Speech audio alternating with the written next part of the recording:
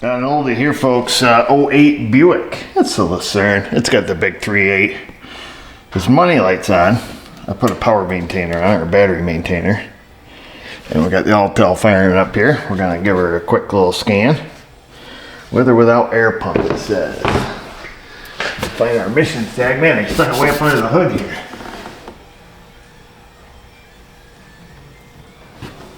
I have to get my eyes to focus. This one is with air. Automatic HVAC. We're just going to scan the engine controller. We got a waiter. He's a waiter, so we got to kind of hurry through this one. I guess he threw some parts at it, and light remains on. So we're going to go into PCM, and I didn't even ask what kind of parts. Looks like a new air pump on it for some reason. Let's see, maybe it has air injection codes.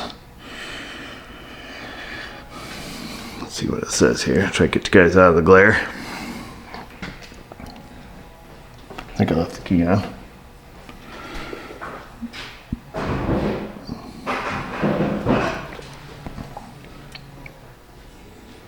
Oh, secondary, or P412. I'm not familiar with that one. Secondary air injection system switching valve circuit code. So that's interesting. That's a new one for me.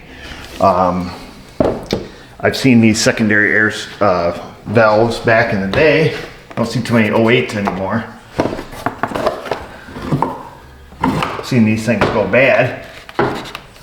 So that's right back here. That's this little guy. They usually contain not just the electronic valve that opens and closes, but they typically contain a pressure sensor also, and that's how it can determine system performance. So let's do this. Let's hop into active test here. Let's make sure the pump and stuff works. See if we can figure out what works and what doesn't. All right. So let's see. We got the air injection pump. So this should turn on just the pump. I'll turn that on. It should sound like a vacuum cleaner. Okay, and it does. And then we can see the pressure sensor, which is right there. It's reading atmospheric pressure right now. That's in that diverter valve in the back. And we can see that little guy works. Okay, so we know the pump works. We know that pressure sensor works. Let's see here. This is for the secondary air injection solenoid relay. Pump relay, solenoid relay. So I'm assuming the solenoid relay is what they're referring to as that. And typically you'll hear a change in the air pump motor, because right now it's kind of deadheaded. Usually if that valve's opening, you'll hear it, quiet down. So let me just do that again. Plus you'll see the pressure differential. This one's still jumping up to about 17 psi. So, being that that's a solenoid circuit, I'm assuming switch valve A circuit. I'm going to look that code up just to be sure. I assume it is the circuit that controls the solenoid back here. Probably full-time power ground side switch, something like that. We're going to look it up. We'll see how many wires we have here. We have 3 on the top, 2 on the bottom. I assume the 3 are probably for the pressure sensor, and I assume the other 2 are for opening the valve. I could be wrong. Let's get a diagram, look this up real quick. I don't think this is going to be too difficult here, folks. All right, first couple of lucky guesses. So looking at the diagram here, get this where hopefully we can all see it. Let's see, right here. So there is our solenoid on the back. So the 3 wires are for the pressure sensor, and 2 of those wires are for the solenoid, just like we thought. Full-time ground, and then power side switch. We can follow that baby all the way up to a relay, which has a 15 amp fuse. Okay, so not too bad a circuit to test. We can start right out just by getting after it here. We'll grab a flashlight.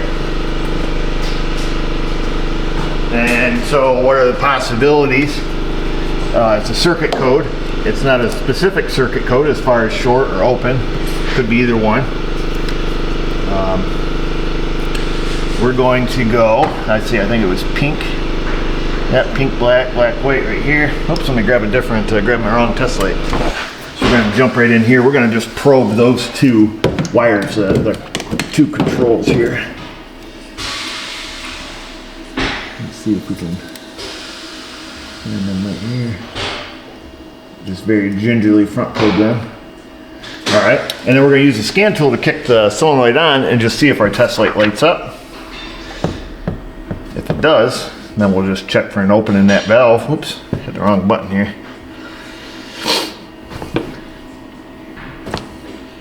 Pop back in here. We're gonna go to active test and then solenoid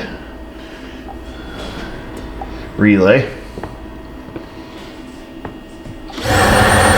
Okay, so we're either missing power or ground because it did not light up. So let's just take our regular test light here. We'll hook this onto a power. See if we can't grab onto the same power that we have our power supply on here. We'll just verify that we have a ground.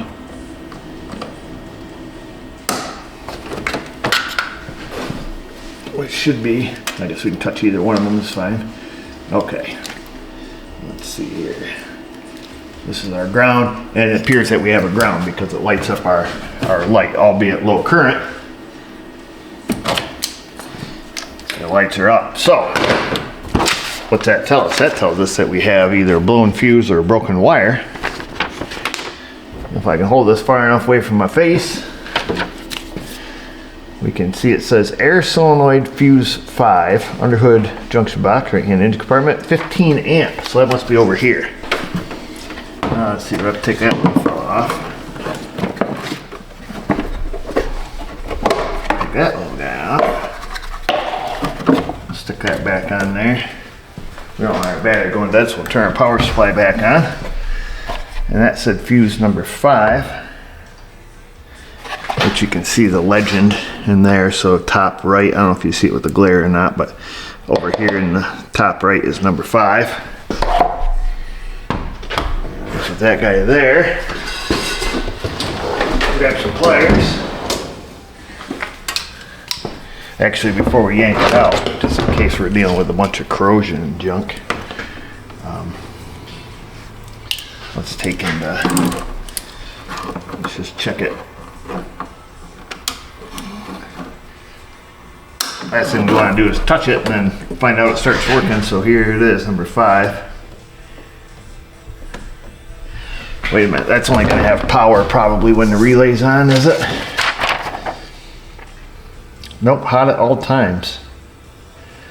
Supposed to be hot at all times.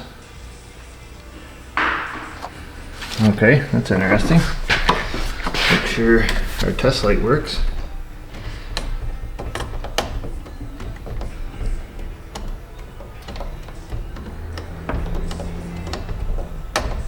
The fuse has no power on either side, although the ones next to it do. Let's pull it out because I do see some green crusties here on the box. The fuse is good.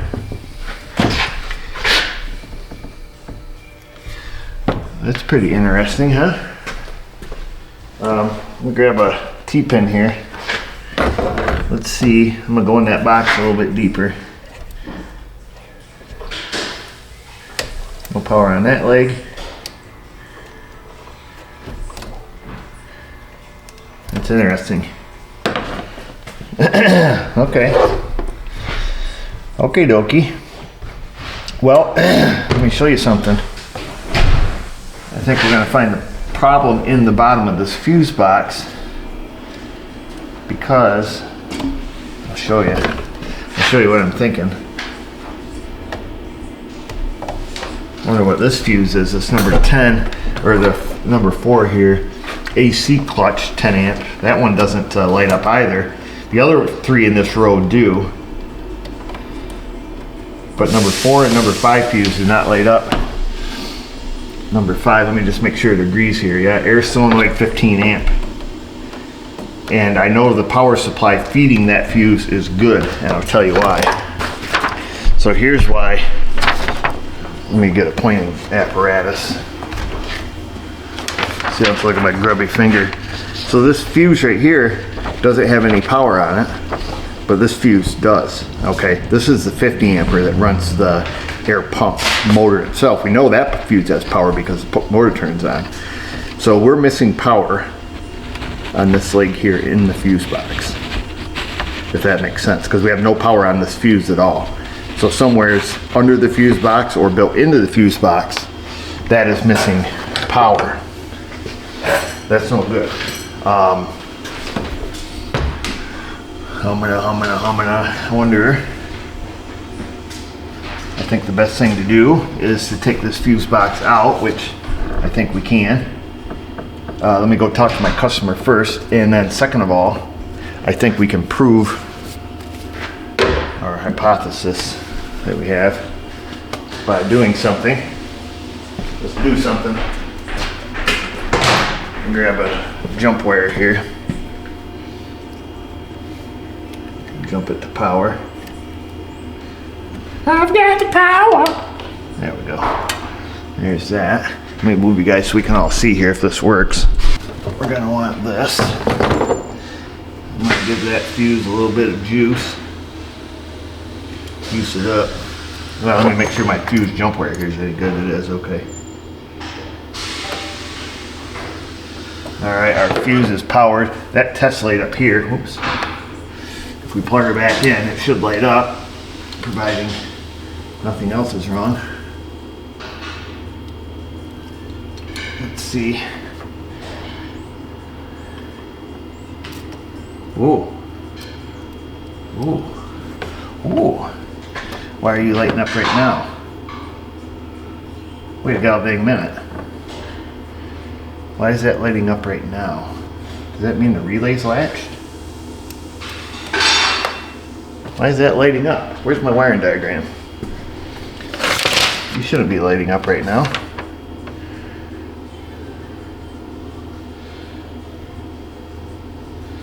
Unless this wiring diagram's wrong, or that relay is stuck, this should not be lighting up right now. Feeds power to the relay. That should be an open circuit right now. That air solenoid should be open. That should not light up the test light currently, because the relay should be open. And yeah, because it shouldn't latch that relay until we turn that little guy on. Okay, we need to find the relay. It's getting a little more interesting, huh? Let's see. It's called the air solenoid relay. This guy really needs glasses. 35. So let's find relay number 35. Is this? It's the relay that's not there, dude. There's more of this story. Look at this, folks. Let me show you here. We'll just go live. Let me have to click you there. I know it's kind of noisy. Relay number 35, top right hand corner. Guess what? It's missing. It's this one. It's gone. There's more of this story than what we're being told. Because the relay is gone. So that's number 34. That's 37. I'm sorry, 37. No, this is 29. 37, 29, 34, and 35 is missing. And we also have no power on this fuse, and there must be a bunch of corrosion under here, because that's the only way that this could be latched. Does that make sense to you guys? So we should have power coming in, and this solenoid should not light up a test light like we have it. That should not light up until we command this relay on. However, that relay is MIA. It's gone. Alright, I better go get the whole story here. It's looking like we need a fuse box. You know why? I bet you I know what happened. That relay's stuck on, and somebody yanked it out. I don't know, what symptom would they have noticed? Was it burning up the air tubes? I don't know, they all look original. They all still got the clamps on them. That's pretty dang interesting.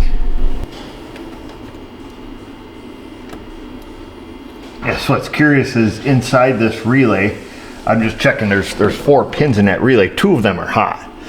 And technically, there should only be 1 hot. With this fuse being dead, that is. Now, if this fuse was good, there would be, 2 hot legs. But right now, 2 legs on this relay. If this relay were here, that one is hot, and this one is hot. So we have 2 pins here in the relay that are hot. That should not be. One of them should be. And obviously, when we provide power, to our fuse, the circuit completes up through here. So there has to be a bunch of corrosion in the bottom of this box, or somebody's been in there meddling with things they ought not be meddling in. I don't want to take the fuse box out, because if it is right full of the green pus, I need this car to be able to drive out of my bay. It drove in. So I would say, I believe that you take these 3 bolts out and unhooks the connectors under the fuse box, unlike that Ford we did the other day. So prior to doing anything, I want to have a new / used fuse box in my hand. I'm going to go talk to the customer about it, let him decide what he wants to do. This is a printed circuit board style fuse box. I can see the green board in there. So we definitely have something shorted in the board that's creating this connection here. Let me go talk with him. I'll be right back, folks. Well, not a bummer, folks. We're not going to fix this one. So he just wanted it diagnosed, so he want to do it himself. So we're not going to be able to show you guys the repair. He did say if, I told him, beyond this, I don't know if anything else is wrong. We could have a bad diverter valve also, but first we need to, get the correct powers and stuff working here so we can figure everything else out. Granted, we could have, checked the diverter valve for an open, but I guess we'll leave it at that. So hopefully when he fixes that, then that's the end of it, but could have some more, I suppose.